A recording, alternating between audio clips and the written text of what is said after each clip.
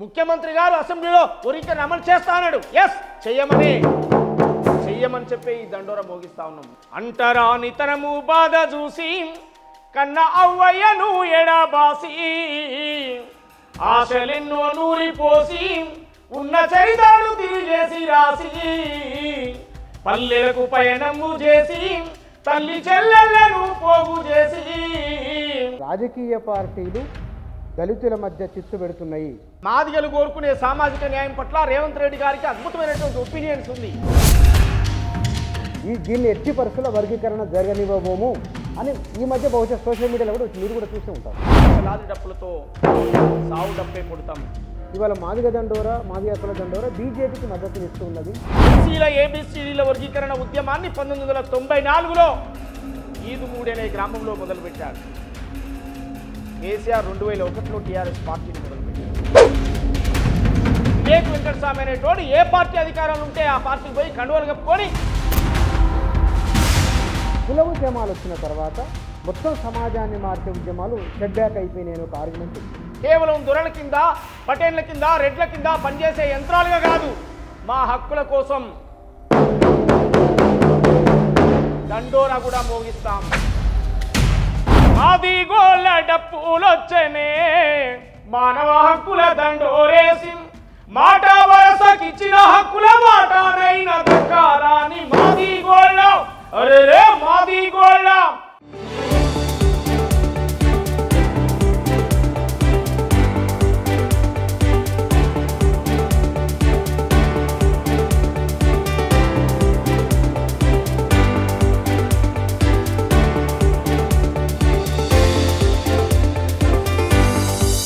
నమస్తే.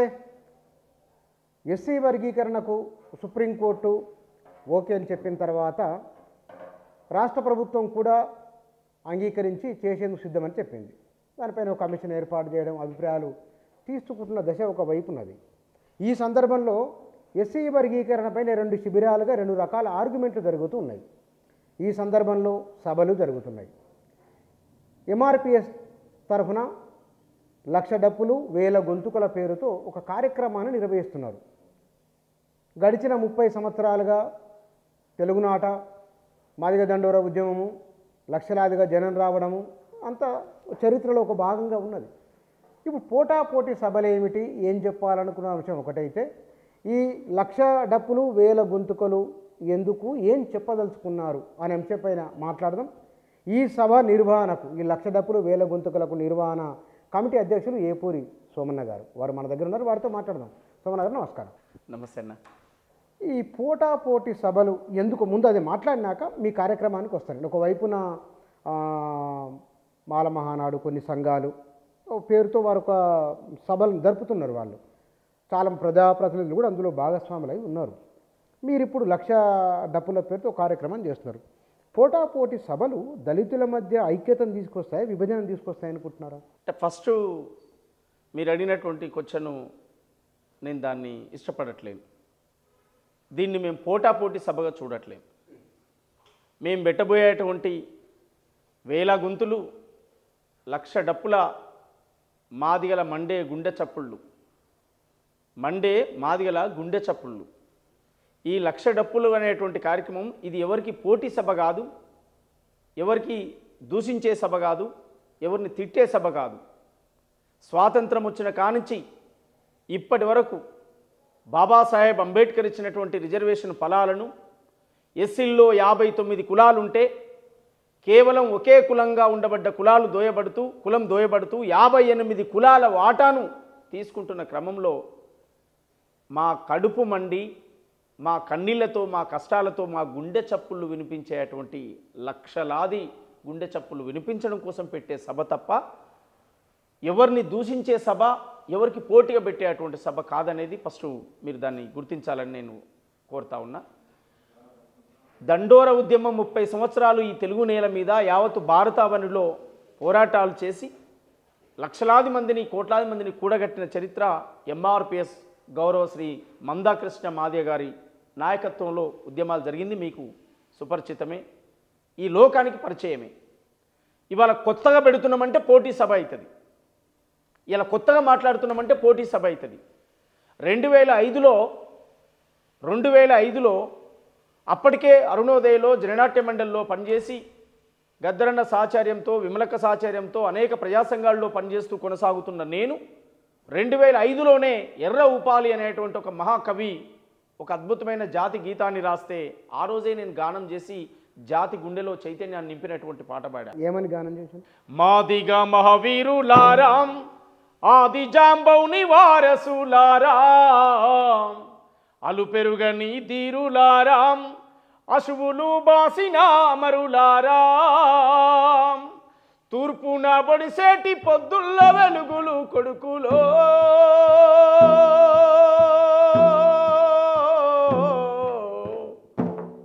మార్పుకై నడిసేటి ఉద్యమ బాటలు బిడ్డలో మాదిగా మహావీరులారాం ఆది జాంబౌని వారసులారాం అలు పెరుగని ధీరులారాం అశువులు బాసిన అమరులారాం జాతీయ విముక్తి గోరి సంఘటిత శక్తిగా మారినారు విప్లవకారులుగా మారి విజయకేతనము ఎగిరేసినారు దండోర డప్పుల్లో దరువైనారా కొడుకులో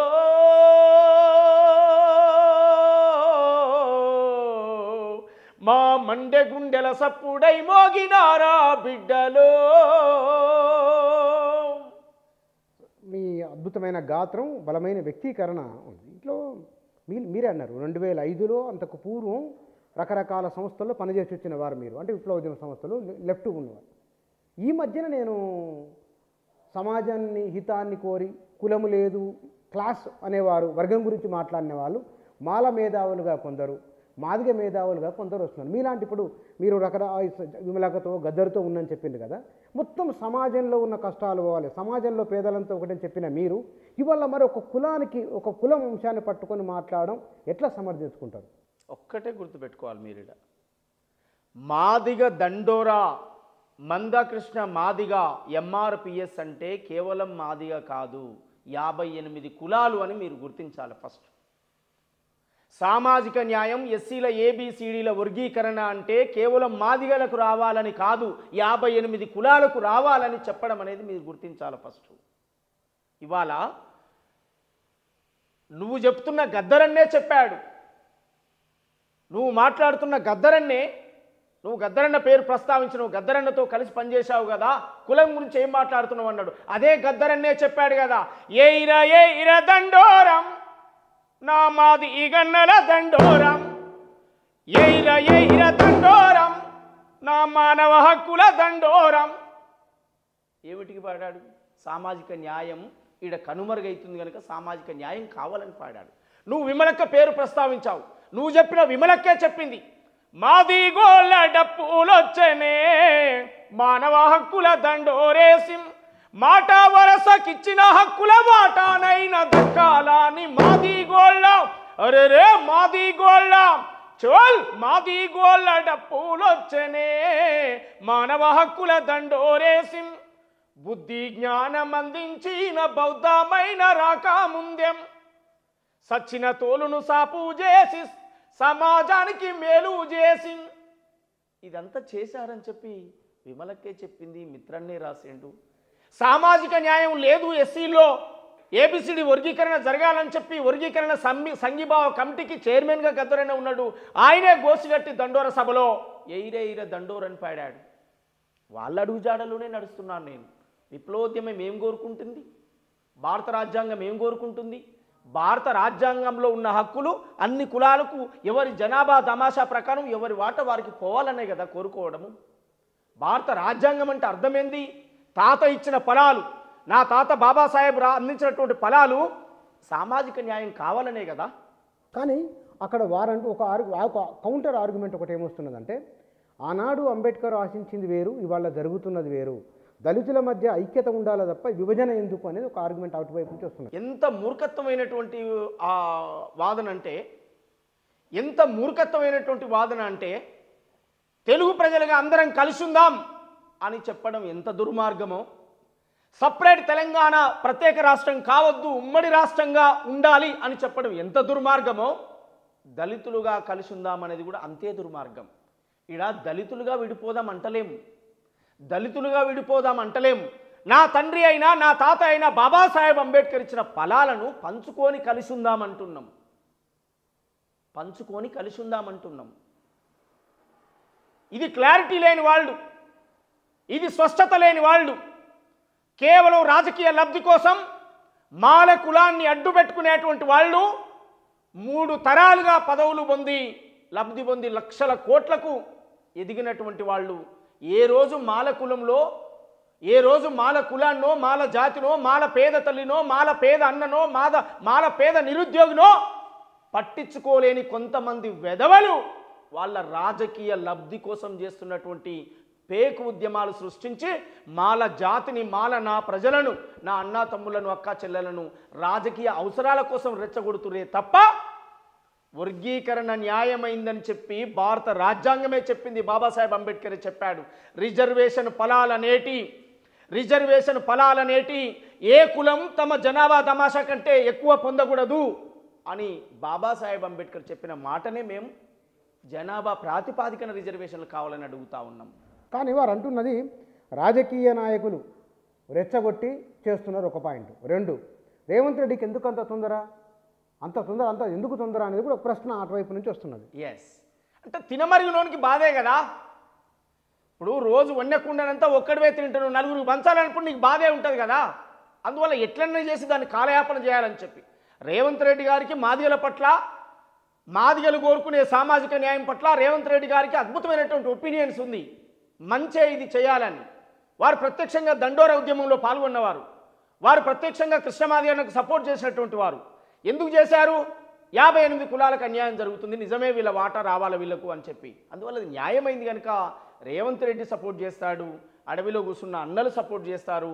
ఈ భూమి మీద మనిషి అనేవాడు ఎవరైనా కూడా ఎస్సీల ఏబిసిడీల వర్గీకరణకు సపోర్ట్ చేస్తారు. కానీ రాజకీయ పార్టీలు దళితుల మధ్య చిచ్చు పెడుతున్నాయి, ఇది కృష్ణమాదిగను వాడుకుంటున్నాయి, బలైపోతున్నారు, దీన్ని ఎట్టి పరిస్థితుల్లో వర్గీకరణ జరగనివ్వబోము అని ఈ మధ్య బహుశా సోషల్ మీడియాలో కూడా మీరు కూడా చూసే ఉంటారు. ఎస్, మరి వారికి మీరు పాట రూపంలోనా మాట రూపంలో ఏమని చెప్తారు? కృష్ణన్న ప్రెస్ మీట్లో చెప్పాడు, కృష్ణమాదిగన్న ప్రెస్ మీట్లో చెప్పాడు, అడ్డుకుంటామనేటోని తాతలు, అడ్డుకుంటామంటాడు కాదు, వాని తాతలు దిగొచ్చిన వర్గీకరణను ఎవడు ఆపలేడు. మీరన్నట్టు ఒకవేళ రాజకీయ గేమ్ అయినా కూడా మాదిగలకు ఎట్లా ఎదుర్కోవాలనో, మాదిగ ఉపకులాలకు ఎట్లా ఎదుర్కోవాలనో ఆ శక్తి కూడా మాదిగలకు, మాదిగ ఉపకులాలకు ఉంది. అందువల్ల ఈ జాతిలో పుట్టినటువంటి ఒక కళాకారుడిగా, ఒక కళానాయకుడిగా, కళానేతగా, ఓ రచయితగా, ఒక గాయకుడిగా అనేక మంది చరిత్రలు పాటల రూపంలో రాసిన మేము ఇవాళ మా హక్కుల కోసం మేము మొదటిసారిగా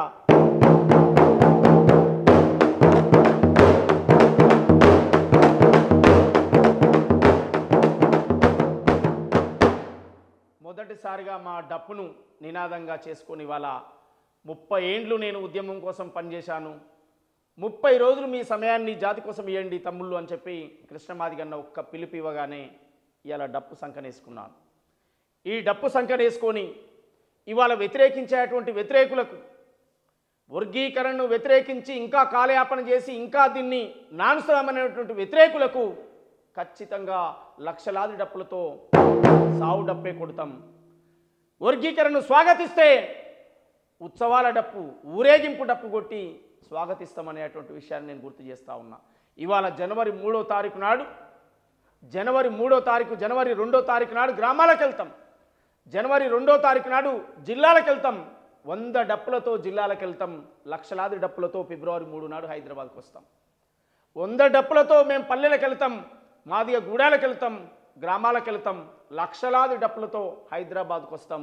ఫిబ్రవరి 3వ తారీఖు నాడు లక్షలాది డప్పులు మండే మాదిగల గుండె చప్పుళ్ళు, వేలాది గొంతులు ఖచ్చితంగా వినిపిస్తాం. ఈ ఆకాంక్ష బలమైందని చెప్పి మరొకసారి రుజువు చేయడానికే. ఇది ఎవ్వడికి పోటీగా, అసలు మేము తలుసుకున్నటువంటి, మేము చేయదలుచుకుంటే ఏ సంఘం పోటీ, ఏ సంఘం నిలబడ్డది? మిలిటెంట్ ఒక తుపాకీ అనేది ఒకటే చేతిలో లేదు, మందా కృష్ణమాదిగ గారి చేతిలో ఒక తుపాకీ వెపన్ ఒకటే లేదు తప్ప ఆయన చేయని పోరాటం ఉందా ఈ భూమి మీద? ఆయన చేయని పోరాటం ఉందా?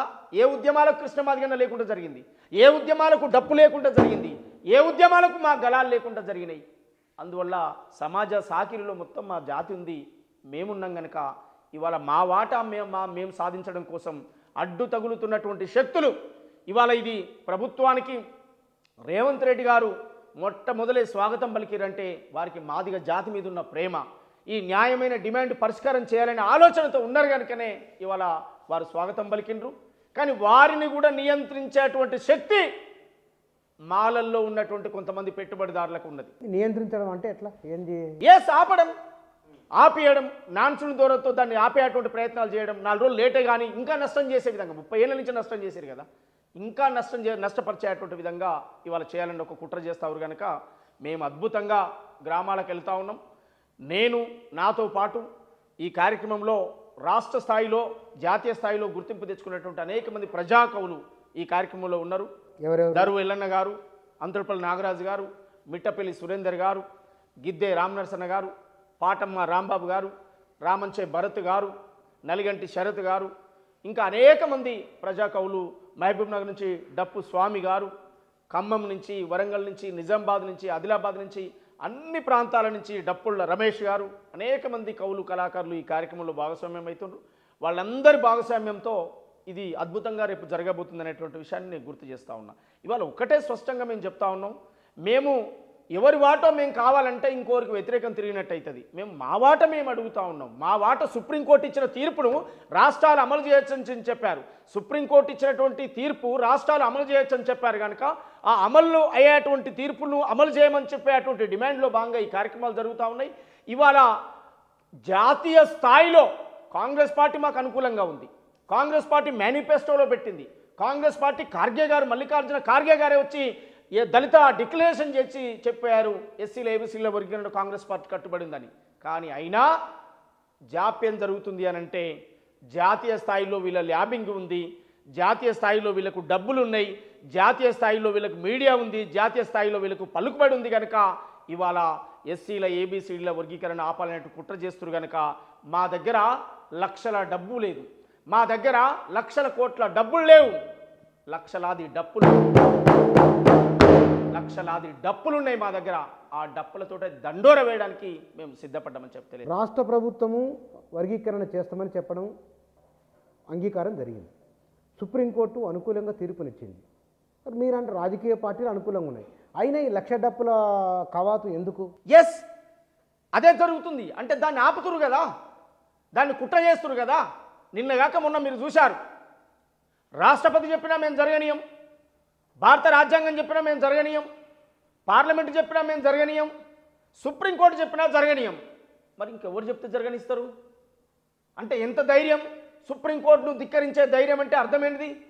Congress party manifesto, Congress party తరఫున అన్న ఎమ్మెల్యే, తమ్ముడు ఎమ్మెల్యే, కొడుకు ఎంపీ, ఒకే పార్టీలో ఒకే కుటుంబంలో ముగ్గురు ఏకకాలంలో పదవులు పొందుకుంటూ ఆ పార్టీ మేనిఫెస్టోను ధిక్కరించడం అంటే వాళ్ళకి ఎంత శక్తి ఉంటే పార్టీ మేనిఫెస్టోను ధిక్కరిస్తారు? ఇవాళ మేము రాజకీయాలకు వస్తే కాంగ్రెస్ పార్టీలో ఉండొచ్చు, కానీ కాంగ్రెస్ పార్టీకి వ్యతిరేకంగా మేము మాట్లాడట్లేమే. కాంగ్రెస్ పార్టీ మేనిఫెస్టో వర్గీకరణ కావాలని చెప్పి ముఖ్యమంత్రి గారు అసెంబ్లీలో వర్గీకరణ అమలు చేస్తా అన్నాడు. చెయ్యమని చెప్పి ఈ దండోర మోగిస్తా ఉన్నాం. మీరు చేయండి రేవంత్ రెడ్డి గారు. మాదిగ సమాజం అంతా, మాదిగ ఉపకులాలంతా, యావత్తు సమాజం అంతా మీకు హారతి పడుతుంది. మీరు అమలు చేయాలనేటువంటి ఒక లక్ష్యంతో జరుగుతుంది ఈ కార్యక్రమం. అంటే రేవంత్ రెడ్డి గారిని కూడా ఒత్తిడి చేసి ఆపేటువంటి కుట్ర జరుగుతుంది కనుకనే ఇవాళ మాదిగ కళాకారులైనటువంటి జాతిలో పుట్టిన బిడ్డలుగా మేము ముందుకొచ్చి ఇవాళ మాదిగ దండోరం ఎంఆర్పి అజెండేరోం మందా కృష్ణ మాదిగరో మా గుండె బలమేరో అడుగు అడుగునాదగా పడ్డ నా దళిత జాతికి అండగా నిలిసి మా మాదిగ దండోరో ఎంఆర్పి అజెండేరో మందా కృష్ణ మాదిగరో మా గుండె బలమేరో. ఈ నినాదంతో మేము గ్రామాల్లోకి వెళుతున్నాం. అద్భుతమైనటువంటి స్పందన, అద్భుతమైన రెస్పాన్స్ జరుగుతూ ఉంది. మేము ఎవరిని తిడుతూ పాటలు రాస్తలేం, ఎవరిని పొగుడుతూ పాటలు రాస్తలేం. 30 ఏళ్ళు మాదిగా అని చెప్పుకోవడానికే తల ఉంచుకునే నా జాతిని పేరు పక్కన మాదిగా అని రాసుకునేటువంటి పరిస్థితికి తీసుకొచ్చిన నా జాతి నేత, నా జాతిపిత గౌరవశ్రీ మందాకృష్ణ మాది గారి నేతృత్వంలో ఈ అద్భుతమైనటువంటి ప్రపంచమే ఔరా అనే విధంగా ఈ సాంస్కృతిక ఉద్యమాన్ని నడిపించబోతున్నాం. దీని ద్వారా మీరు ఎవరికి ఏ మెసేజ్, అంటే సభలు పెట్టి అడ్డుకుంటారు అనే వారికి మీరు అడ్డుకోలేరు అని చెప్పడం మీ ఉద్దేశమా, లేకపోతే కనుక ప్రభుత్వాన్ని అంటే ఏం చేద్దామని? దీని ద్వారా ఎవరికి మెసేజ్ అంటే, దండోర ఉద్యమం అనేది కేవలం ఒక మాదిగలకు సంబంధించింది కాదు, 58 కులాలకు సంబంధించిందని మరొకసారి చెప్పడం. దండోర ఉద్యమం అంటే మానవీయమైన ఉద్యమం, మానవతా ఉద్యమం. దండోర ఉద్యమం అంటే సమాజంలో ఉన్న అన్ని వర్గాల కోసం కొట్లాడినటువంటి దండోర. కేవలం మాదిగ హక్కులు మాట్లాడలే, మానవ హక్కులు మాట్లాడింది దండోర. ఈ దండోర అంటే కేవలం ఎవడో 10 రూపాయలు ఇస్తే ఆ పూటకు రెడీమేడ్ ఫేక్ ఉద్యమం కాదు. కడుపు గట్టుకొని కాలి నడకన ఉత్తరాంధ్ర, దక్షిణాంధ్ర, ఉత్తర తెలంగాణ, దక్షిణ తెలంగాణ, యావత్తు భారతావన్ని ముట్టడించినటువంటి దండోర ఉద్యమం. ఈ దండోర ఉద్యమానికి ఒక హిస్టరీ ఉంది, ఒక చరిత్ర ఉంది. ఈ డబ్బు సంకట వేసుకొని అంటరాని తనము బాధ చూసి కన్న అవ్వయ్యను ఎడబాసి ఆశలెన్నో నూరిపోసి ఉన్న చరిత్రను తిరిగేసి రాసి పల్లెలకు పయనంబు చేసి తల్లి చెల్లెళ్లను పోగు చేసి ఆత్మగౌరవ పోరాటంతో కొడుకులో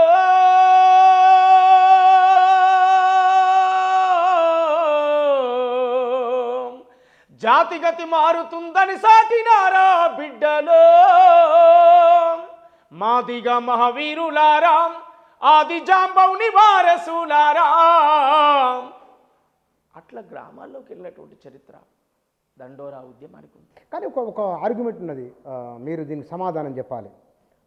మళ్ళీ 2005 కొత్త ఒకసారి మిగిలాంటి వాళ్ళంతా ఇందాక మీరు చెప్పిన ఒకరిద్దరు మినహాయిస్తే కనుక మిగతా వాళ్ళంతా ఆనాడు 20 ఏళ్ళ కింద ఉన్న లెఫ్ట్ ప్రభావంతో ప్రభావితమై వచ్చి ఆ మేరకు పనిచేసిన వాళ్ళు.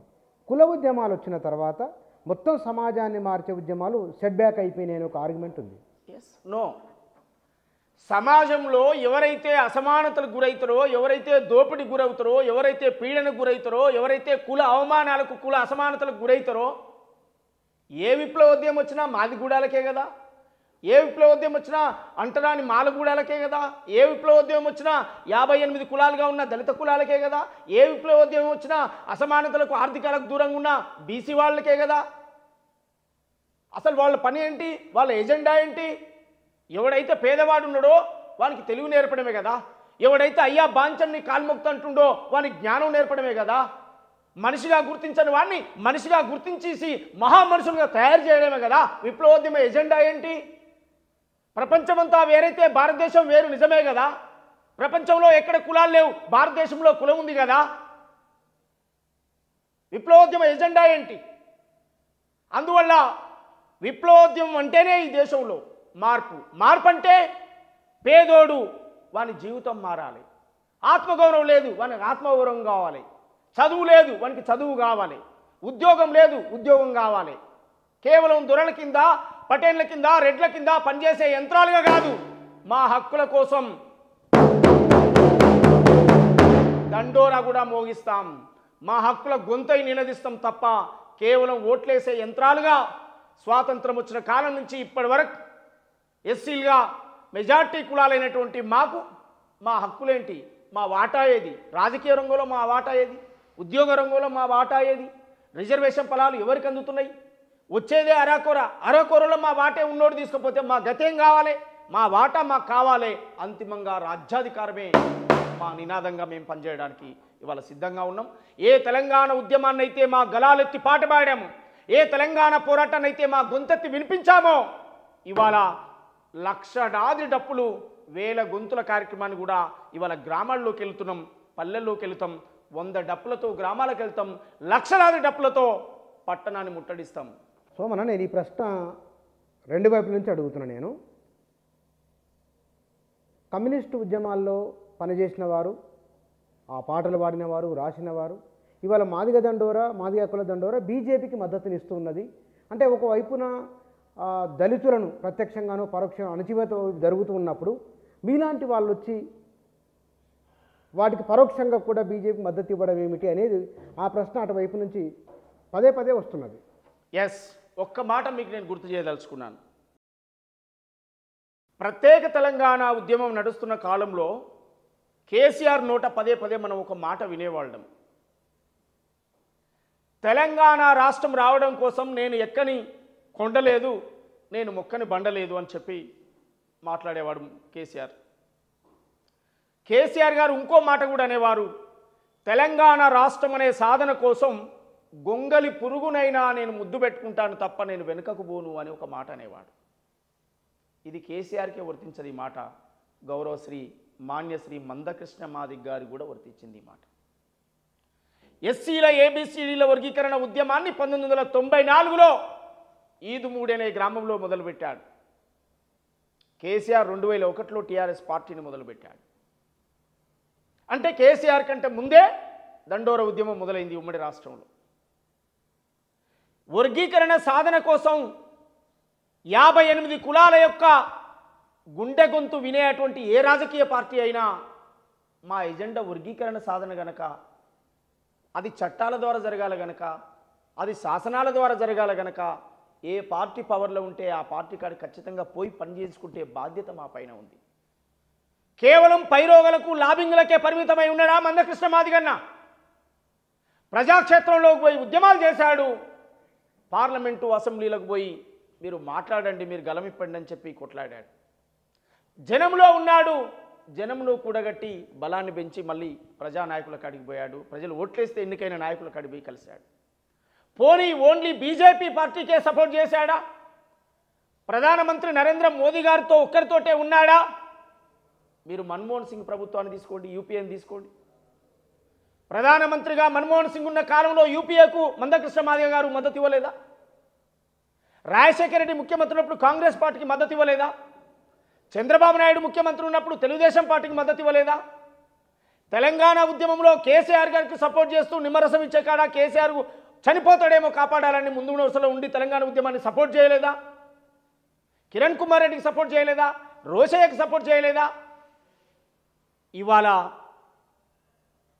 మా న్యాయమైన డిమాండు 30 ఏండ్ల పోరాటాన్ని మాకు అర్థం చేసుకొని మాకు సోటిచ్చి నిలబడే తావిచ్చి భుజాన చెయ్యేసి మీ జాతికి నేను అండ ఉన్నా అని చెప్పినటువంటి అది ఏ పార్టీ అయినా మాకు సంబంధం లేదు.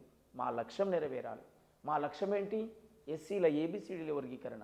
అనేక ఏండ్ల నుంచి మోసపోయి ఉన్నటువంటి మేము, దగాపడి ఉన్నటువంటి మేము, మాకు రిజర్వేషన్లు వస్తే చదువుకునే మా బిడ్డలకు కొలువులు వస్తాయి. ఈ కొలువులు వస్తే ఒక్కడికొక ఇంట్లో ఉద్యోగం వస్తే కుటుంబం అంతా వాని మీద డిపెండ్ అయి ఉంటుంది.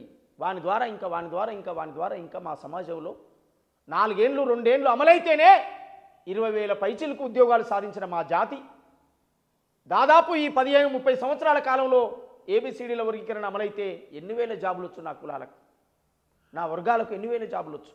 అందువల్ల బీజేపీకి సపోర్ట్ చేస్తుండు, బీజేపీ వైపు పోతుండు అనేటువంటి మాట ఎవ్వడు మాట్లాడినా మేము సహించం. కృష్ణ మాదిగన్నను ఒక్క విమర్శ చేసినా కూడా మేము సహించం. ఎందుకంటే వివేక్ వెంకటస్వామి లెక్క పూటకొక పార్టీ మారి పదవులు పొందలే మందకృష్ణ మాదిగ గారు. మందకృష్ణ మాదిగ గారు ఏబిసిడీల కోసమే పార్టీలకు మద్దతు ఇచ్చాడు. ఆ పార్టీల కండువలు కప్పుకోలే. కానీ వివేక్ వెంకటస్వామి అనేటోడు ఏ పార్టీ అధికారాలు ఉంటే ఆ పార్టీకి పోయి కండువలు కప్పుకొని అన్న ఒక పార్టీ, తమ్ముడు ఒక పార్టీ, కొడుకు ఒక పార్టీ, ఏకకాలంలో 3 పదవులు పొందుతున్న కుటుంబం ఇవాళ ఆ కుటుంబం ఉంది. ఆ కుటుంబం కూడా ఇవాళ మాలల గురించి మాట్లాడుతూ ఉంది. ఇవాళ నా మాల సోదరులకు మీ ద్వారా తెలియజేస్తూ ఉన్నా, నా అనగారిన వర్గాలారా, పేదరికంలో నలుగుతున్న నా మాల అక్క చెల్లెళ్ళు అన్నా తమ్ముళ్ళారా, మీకు చేతులెత్తి దండం పెడుతున్నా. మాల కులానికి దండోర ఉద్యమం వ్యతిరేకం కాదు. మాలల పేరు చెప్పుకొని లబ్ధి పొందుతున్న కొంతమంది దొంగలకు మాత్రమే దండోర ఉద్యమం వ్యతిరేకం తప్ప మాల జాతికి వ్యతిరేకం కాదు. కానీ ఇక్కడ మీరందరూ పాటలు రాసి పాడేవారు, సమాజాన్ని చైతన్యం చేసేవారు. అటువైపు నుంచి ఇందాక మీరన్న సామాజిక వర్గం నుంచి ఉన్నది ఊరి బయట దాని పేరే మాదిగపేట, ఉన్నది ఊరి బయట దాని పేరే మాలపేట, దాని కంటి నిండా శోకం ఉన్నది, దాని ఒంటి నిండా దుఃఖం ఉన్నది, ఇది రాసిన పాట. ఇలా పాటలు రాసి మద్దతు ఇచ్చిన వాళ్ళు కూడా ఉన్నారు కదా. అంటే మీరు మంచి ప్రశ్నే అడిగారు. 30 ఏండ్ల దండోర ఉద్యమాన్ని ఒక పాట రాసి చెప్పమను. ఈ పాటలు రాసి చెప్పిన వాళ్ళు ఎవరైతే ఉన్నారో 30 ఏండ్ల దండోర ఉద్యమం, ఎస్సీల ఏబీసీల వర్గీకరణ న్యాయమైందా అన్యాయమైందా రాసి చెప్పమనండి. ఒక మాట అడగండి. మీరు పాట రాస్తే సరిపోద్దా? పాటలు రాసి కూర్చుంటే సరిపోద్దా? ఇవాళ ఎందుకు జరుగుతుంది లొల్లి? జనం కోసం మాట్లాడి జనం కోసం కొట్లాడిన కృష్ణ మాదిగను మీటింగ్ పెట్టి ఇష్టం వచ్చినట్టు మాట్లాడడానికి ఆ మీటింగులు పెట్టేది. ఇవాళ పాలకుల మీద నమ్మా పోరాటం, మీ మీదనా? ప్రభుత్వాలు అమలు చేయలేనే కదా 30 ఏళ్ళ నుంచి పోరాడుతున్నది. చట్టాలు చేసి శాసనాలు చేసి మీరు సంతకాలు పెడుతుర్రా? కాదు కదా, రాజ్యాలతోటే కదా కొట్లాడింది. కానీ మీరు అయినా మీ ల్యాబింగ్లతో మీరు ఆపగలుగుతారు. 30 ఏళ్ళు తెరచాట్న ఉండి చేసిర్రు. సుప్రీంకోర్టు తీర్పు వచ్చినాక తెర ముందుకు వచ్చేసి ఇవాళ మొత్తం ఉసిగొలుపుతుర్రు. 2 కులాల మధ్య పంచాయతీగా క్రియేటివిటీ చేసి మందాకృష్ణ మాదిగను ఎట్లా తిరగనిస్తామో చూస్తామని ఒక్కొక్కడు మాట్లాడుతూ ఉండి, ఎవడ్రా తిరగనిచ్చేది? ఎవడ్రా బిడ్డ? సావు డప్పు కొడతాం. 58 కులాల గురించి మాట్లాడేటువంటి వాళ్ళు, సమాజంలో ఏ అసమానత ఏ దోపిడి పోవాలని కొట్లాడుతున్నటువంటి నేత మందాకృష్ణ మాదిగ. ఎవడ్రా మందాకృష్ణ మాదిగ గురించి మాట్లాడేది? ఎంత ధైర్యం రా? కాలి దుమ్ముకు సరిపోతారా? తిరుగురా ఒక 6 నెలలు టైం ఇచ్చి. 30 ఏళ్ల నుంచి తన జీవితాన్ని సాక్రిఫై చేసి ఈ తెలుగు నేల మీద యావత్తు భారతావని హర్షించే విధంగా బుద్ధుడు, పూలే, అంబేద్కర్, జగ్జీవన్ రామ్, కాన్సీరామ్ తర్వాత ఈ నేల మీద అత్యంత ఉన్నతమైనటువంటి నాయకుడు గౌరవ శ్రీ మందాకృష్ణ మాదిగ. ఎవడు ఒప్పుకున్నా ఒప్పుకోకపోయినా, తప్పన్నా ఒప్పన్నా, రేపు భవిష్యత్ 100 తరాలు 1000 తరాలు కూడా కొలుసుకునే నాయకుడు మందాకృష్ణ మాదిగన్న. అది గుర్తులేని విధవాలు మాట్లాడుతున్నటువంటి కామెంట్లకు మేము ఆన్సర్ చేయాల్సినటువంటి అవసరం లేదు. నా ప్రియమైన కౌలారా, కళాకారులారా, ఉద్యమకారులారా, ప్రజాస్వామికవాదులారా, మీరందరూ కదిలి రావాలి. జాతి ఆకాంక్షను బలమైందని చెప్పి మరొకసారి రుజువు చేద్దాం. ఇది ఎవరిని తిట్టడం కోసం పెట్టే మీటింగ్ కాదు, ఎవరిని కొట్టడం కోసం పెట్టే మీటింగ్ కాదు. నా ఆత్మగౌరవమైనటువంటి నా డప్పు దండోరా చప్పుళ్లతో మండే బాధిగల గుండె చప్పుడు వినిపిద్దాం తప్ప ఎవరిని తిట్టేది కాదని చెప్పి నేను మీ ద్వారా తెలియజేస్తా ఉన్నాను. అంటే వర్గీకరణ 95, 96, 2000 నాటికే చాలా ఎంఆర్పిఎస్లు వచ్చినాయి కదా, వాళ్ళంతా ఇప్పుడు కలిసి ఉన్నారా? అన్నా ఒకటి స్పష్టంగా మనం గుర్తుపెట్టుకోవాలి. కృష్ణమాదిగ గారు ఉద్యమం మొదలుపెట్టిన తర్వాత పాలకులు వేసేటువంటి అనేక కుట్రలు, అనేక సంఘాలు వచ్చాయి. అవి జాతిని ఉద్ధరించే సంఘాలు కావు. వాళ్ళు మన సోదరులే, నా అన్నదమ్ములే, నా మిత్రులే, నా సోదరులే. అట్లని కృష్ణన్న ఏ నాయకుడిని ఎవరిని ఏ రోజు దూషించలే. నా తమ్ములే కదా, మాట్లాడని, జాతి కోసమే మాట్లాడని, ఎదగని అని చెప్పాడు. అందువల్ల ఒక ఫైనల్ కంక్లూజన్కి వచ్చేసింది. ఈదుముడిలో మొదలయ్యాడు. సుప్రీంకోర్టు మెట్లు దిగొచ్చేటప్పుడు కాలర్ ఎగరేసుకుంటూ న్యాయకోర్టు నల్ల కోటు వేసుకున్నటువంటి న్యాయమూర్తుల మధ్యన సుప్రీంకోర్టు మెట్లు దిగుతూ వస్తున్నాడు. ఈదుముడిలో జెండాను చేతబట్టాడు. సుప్రీంకోర్టు కాడికి తీసుకెళ్ళాడు. అది చాలదా ఈ జాతికి? అది చాలన్నా ఆయన జీవితానికి, ఈ జాతికి, 58 కులాలకు, ఈ 58 కులాల ఉద్యమానికి సపోర్ట్ చేసి బుల్లెట్ నుంచి బ్యాలెట్ వరకు, బ్యాలెట్ నుంచి బుల్లెట్ పట్టే వరకు అందరూ ఈ భూమి మీద ఉన్నటువంటి వాళ్ళందరూ ఇది మానవీయ ఉద్యమం అని సపోర్ట్ చేశారు. ఇదంతా కూడగట్టిన ఆయన శక్తి చాలదా?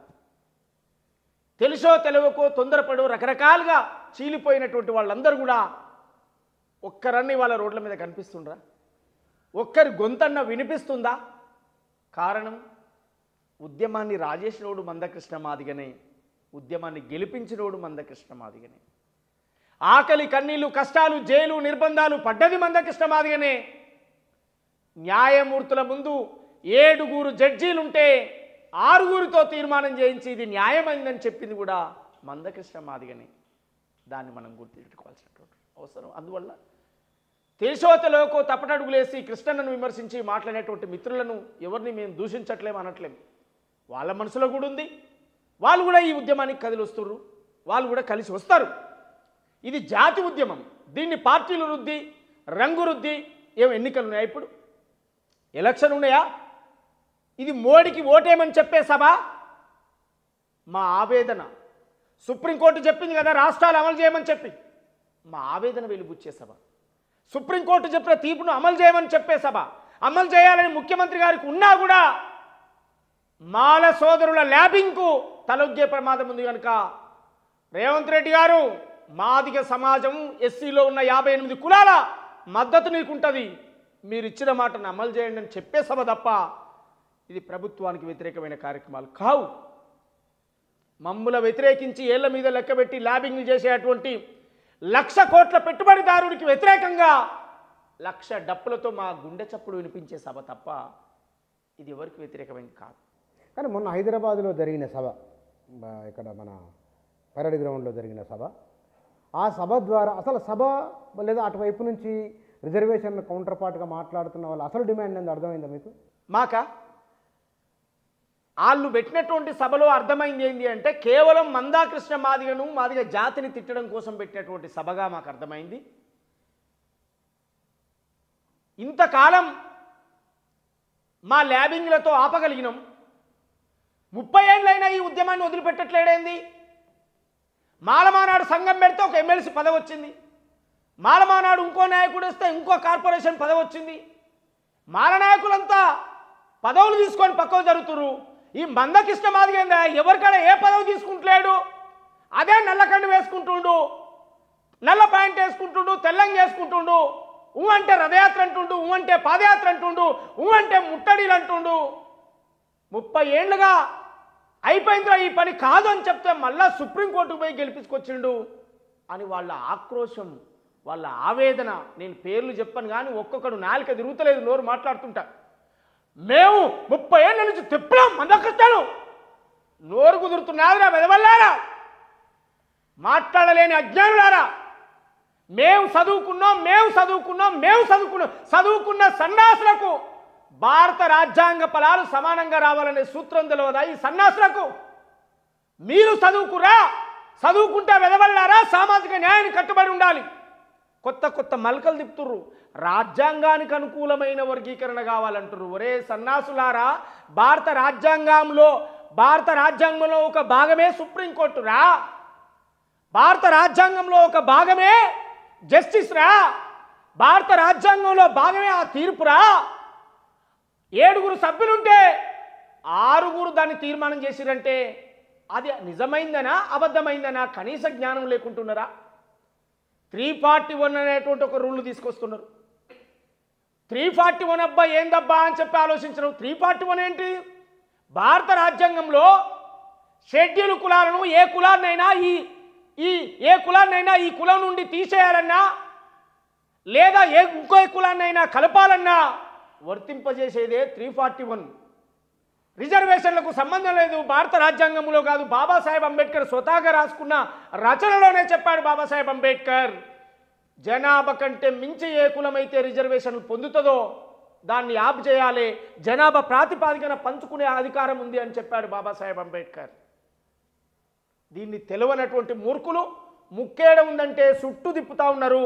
సుప్రీంకోర్టును తప్పు పెట్టారు, రాష్ట్రపతిలో తప్పు పెట్టారు, కమిషన్ల తప్పు పెట్టారు, ప్రధానమంత్రిలో తప్పు పెట్టారు, సొంత పార్టీ ఎజెండాను కూడా ధిక్కరిస్తారు. ఇవాళ కాంగ్రెస్ పార్టీ మేనిఫెస్టోలో ఎజెండా పెడతారు, ముఖ్యమంత్రి శాసనసభలో ప్రకటిస్తారు. వివేక్ వెంకటస్వామి అనేటువంటి ఒక బుద్ధిహీనుడు రోడ్డెక్కి మాలల రెచ్చగొట్టి వాళ్ళ ఊళ్ళ మీద తిప్పుతా ఉండు. మేము ఏ మాల జాతికి వ్యతిరేకం కాదు, నా మాల ప్రజలంతా నా సోదరు. ఇక్కడ అభ్యంతరం అంతా ఏమిటంటే ప్రయోగిస్తున్న పదజాలం అటువైపు ఉన్న చాలామంది వర్గీకరణకు మద్దతు ఇచ్చిన వాళ్ళు ఉన్నారు. మొన్న సభ జరిగితే సభకు వెళ్లకుండా దూరంగా ఉన్న వాళ్ళు ఉన్నారు. మీరు అంటే కొన్ని పదాలు కొన్ని వ్యాఖ్యలు అవతల వారు మనసు కూడా నొప్పిస్తాయి కదా. కరెక్ట్, నొప్పించే మాటలు మేము ఏడంటలేం. మాల జాతి నా జాతి అని చెప్తున్నాం, మాల జాతి మేము అన్నదమ్ములమే అని చెప్తున్నాం, ఒకే కులం అని చెప్తున్నాం, ఒకే వర్గం మనమంతా. కాకపోతే మిమ్ముల రెచ్చగొడుతున్న వివేక్ వెంకటస్వామి అనేటోడు అంటరానితనం అనుభవించినోడు కాదు, పేదరికం అనుభవించినోడు కాదు. వివేక్ వెంకటస్వామి అనేటోడు అంటరానితనం అనుభవించినోడు కాదు, పేదరికం అనుభవించినోడు అంతకంటే కాదు. వివేక్ వెంకటస్వామి ఇంట్లోకి వచ్చిన కోడలు మాలకులం కాదు, అల్లుడు మాలకులం కాదు. ఇవాళ వివేక్ వెంకటస్వామి అద్భుతంగా మంత్రి పదవి రావడం కోసం మాల కులాన్ని అంతా రెచ్చగొట్టి మాదిగలకు మాలలకు ఒక గొడవ పెట్టే వాతావరణం క్రియేట్ చేసినాడు. నీకు దమ్ముంటే, నీకు చిత్తశుద్ధి ఉంటే అదే సభను వర్గీకరణను స్వాగతించే సభగా పెట్టి మాదిగల కలిసే ఉందాం, భవిష్యత్ తరాల కోసం పోరాడదామనే పిలిపి ఇవ్వాలి. నువ్వు మేధావివైతే, నువ్వు జ్ఞానివైతే, కానీ నువ్వు అజ్ఞానివి, నువ్వు మూర్ఖుడవు. నీ అవసరాల కోసం మాల కులాన్ని అడ్డం పెట్టుకుంటున్నావు. మాల నా ప్రజలారా, మాల నా అన్నదమ్ములారా, మనందరం ఏబిసిడీలు పంచుకుందాం, అన్నదమ్ములుగా కలిసి ఉందాం. కానీ వారికి ఉన్న అనుమానాలు ఏమిటో ఒక సభను లేకపోతే ఒక కార్యక్రమం నిర్వహించి వర్గీకరణ జరిగితే కనుక వారి వైపు అనుకున్న సందేహాలు ఏవైతున్నాయో ఇక్కడికి ఈ డౌట్లు మీకున్నాయి, ఇటు నష్టం జరగదు లేదా ఈ మార్గంలో వెళ్దామని ఒక ప్రయత్నం ఎందుకు జరగడం లేదు? అదే అంటున్నాను, మేధావులే చుట్టూ తిప్పుతా ఉన్నారు దాన్ని. ఇప్పుడు కాదండి, సుప్రీంకోర్టు జడ్జీల మించిన మేధావుల వీళ్ళ మేధావితనం. వర్గీకరణ అనేది భారత రాజ్యాంగానికి అనుకూలంగా జరగాలని ఆంధ్రజ్యోతిలో ఒక వ్యాసం రాసిన ఈ సన్నాసులు, వెధవలు, దద్దమ్మలు, ఈ మైండ్ లేని వెధవలంతా వీళ్ళు మేధావులు. ఎట్లా మేధావి అవుతావురా? సుప్రీంకోర్టు న్యాయమూర్తులు కూర్చొని డిసైడ్ చేసిన దాన్ని కూడా నువ్వు తప్పుపట్టి ఇగో గిట్ల జరిగితే బాగుంటుందని చెప్తా ఉన్నావు. నీ చదువు ఎక్కడ పోయింది? నీ శాస్త్రం ఎక్కడ పోయింది? నువ్వు నేర్చుకున్న జ్ఞానం ఎక్కడ పనిచేస్తూ ఉంది? ముఖాలలో ఉందా? మైండ్ ఎక్కడుంది? సుప్రీంకోర్టు తప్పుపట్టే మునగాన్లా మీరు? సమాజాన్ని తప్పుపట్టే మునగాన్లా? మానవ సమాజాన్ని తప్పుపట్టే మునగాన్లా? అందువల్ల కుట్రపూరితంగా జరిగేటువంటి ఈ కుట్రలను ఛేదిస్తాం. ఖచ్చితంగా జనవరి 3 నాడు గ్రామాలకు 100 డప్పులతో వెళ్తాం. ఫిబ్రవరి 3 నాడు లక్షల డప్పులతో హైదరాబాద్కు వస్తాం. మా ఆవేదనను, మా గుండె చప్పుడును, మా ఆకలిని, మా కన్నీళ్లను, మా కష్టాలను, మాకున్నటువంటి ఆయుధం డబ్బే. మా కాడ డబ్బులు లేవు. రాత్రే డబ్బులు వెదజల్లి 15 రోజులలో 10 రోజులనే 1000 మందిని హైదరాబాద్ తీసుకొచ్చి చూడా మా సభ, మా బలం ఎంత ఉందో చూడా అంటుండే. ఒక్కొక్కడు మైసమ్మ దున్నపోతు బలిసినట్టు బలిసి మెడలు తిరుగుతలేవు ఒక్కొక్కరికి. కానీ మందకృష్ణ ముఖం చూడురి, నా ముఖం చూడురి, ఇంకా కళాకారుల ముఖాలు చూడురి. మా ముఖాన్ని ఆయుష్ లేవు. ఎందుకు? మాకు ఆకలి ఉంది, మా కన్నీళ్ళు ఉన్నాయి, మా కష్టాలు ఉన్నాయి, మా బాధలు ఉన్నాయి. మీరు పందులు తిని దున్నపోతు బలిసినట్టు బలిసిరు. మీరు మీకెట తెలుస్తారా వర్గీకరణ బాధ? మాకు తెలుస్తుందా బాధ? తరమే ఆగమైపోయింది. సురేంద్ర మాదిగ చచ్చిపోయాడు, దామోదర్ చనిపోయాడు, భారతక్క చనిపోయింది, 19 మంది అమరులైపోయారు వర్గీకరణ కావాలని చెప్పి. మీకెందుకు ఉంటుందిరా బాధ? మాకుంటుంది బాధ. మా ఆవేదనను వెలుబుచ్చేటువంటి కార్యక్రమం జరుగుతూ ఉంది. ఎందుకో కానీ 2 శిబిరాల నుంచి మాట్లాడుతున్న వాళ్ళు ఒకరినొకరు పరస్పరం రెచ్చగొట్టుకొని సమస్యను సానుకూలంగా పరిష్కరించుకునే దానికంటే కూడా మరింత విభేదాలు, ఎంత సీరియస్గా, అంత కోపతాపాలు ఎందుకు? మామూలుగానే మాట్లాడుకొని మామూలుగా పరిష్కారం చేసుకునే అవకాశం కూడా ఉంటుంది కదా అన్నా. మీరు బాగా గుర్తుపెట్టుకోవాలన్నా, మీరు బాగా గుర్తుపెట్టుకోవాలన్నా, ఒకంది ఆకలి బాధ, ఒకటి నిండున్నోంది బాధ. నిండున్నోడు మాకు ఏడ వెళ్తాయిద్దో అని ఆలోచిస్తుండు, ఆకలితో ఉన్నోడు మరింత ఆకలితో సావాలని ఆలోచిస్తుండు. ఇక అది న్యాయమా అన్యాయమా మీరే ఆలోచించాలి. ఎందుకంటే ఎవరు ఏం మాట్లాడుతుండ్రు, ఎవరు ఏం జరుగుతుండ్రు, ఇది ఎన్నేళ్ల ఉద్యమం, ఏం చేసినామనే త్యాగాలున్నాయి, గాయాలున్నాయి. ఇటుపక్క అటుపక్క భోగాలున్నాయి, పదవులున్నాయి, పెత్తనాలున్నాయి, అధికారాలున్నాయి, లాభాలున్నాయి, మీడియా ఉంది, పేపర్లున్నాయి, టీవీ ఛానళ్ళున్నాయి, ల్యాబింగులున్నాయి. ఎంతమంది అట్లా ఒక్కరిద్దరే ఉంటారు తప్ప అక్కడ కూడా కోటి ఆ ఒక్కరిద్దరే ఆపేది, ఆ ఒక్కరిద్దరినే మేమనేది. యావత్తు మాల జాతిని కాదు. నా గద్దరన్న కాళ్ళు మొక్కినాం, నెత్తినెత్తుకున్నాం, గోసిగట్టి అరే ఇది న్యాయమేరా వర్గీకరణ అన్నాడు. కాళ్ళు మొక్కినాం, కడుపులో తలబెట్టినాం. గ్రామాల్లో ఉండే నా మాలా సోదరులందరం కూడా సావులైనా, బతుకులైనా, పండుగలైనా, పబ్బాలైనా ఒకరింట్లో వాళ్ళు కలుస్తున్నాం, తిరుగుతున్నాం. మేము ఎవరికి వ్యతిరేకం కాదు. మాలలను రెచ్చగొట్టి ఉసిగొలిపే దొంగలకు మాత్రమే వ్యతిరేకం తప్ప మాలలంతా నా అన్నా తమ్ముళ్ళే. దీని మీద పాట రాశారా మీరు? నేను ఎవరిని దూషిస్తూ రాయలేదు. నేను రేపు చెప్పబోయేటువంటి లక్షలాది డప్పులు 1000 గొంతుల కార్యక్రమాన్ని చెప్పేదే రాశాను నేను. తనదన మోగే ఏటి డప్పు ఇది అంటారా నిన్నల్లా మండేటి నిప్పు, దనదన మోగే ఏటి డప్పు మాస్టొల్లా కుదురును అడిగింది, దుడ్డె తోరును నిండగప్పుకుంది, మాదిగా వాడల్ల పురుడు పోసుకొని మానవ జాతిని మేలుకొల్పుతుంది. తనదన మోగేటి డప్పు ఇది అంటారా నిన్నల్లా మండేటి నిప్పు, దనదన మోగేటి డప్పు ఎల్లమ్మ బోనాల లొల్లినాదేనంది, ఎగిరిగంతే ఇంచే దరువునేదేనంది, మేకపేతులతోటి జల్దికెళ్ళుతుంటే యాపమండలతోటి ఆటనాదేనంది, బైండొల్ల జమిడికా మోతనాదేనంది, ఉప్పలా మైసమ్మ కథనవుతానంది, దనదన మోగేటి డప్పు ఇది అంటారా నిన్నల్ల మండేటి నిప్పు, దనదన మోగేటి డప్పు కమ్మరొల్ల సుత్తెనాదమే తానంది, కుమ్మరొల్లా కుండలాగా మోగుతనంది, సాకలొల్ల బండ సప్పుడే నేనంది గొల్ల కుర్మా డోలు దెబ్బనైతానంది సబ్బండ జాతులకు సైరను నేనంది దోపిడున్నంత వరకు ఆగిపోనంటుంది ధనధన మోగే ఏటి డప్పు దోపిడి ఉన్నంత వరకు రైట్ థ్యాంక్ యూ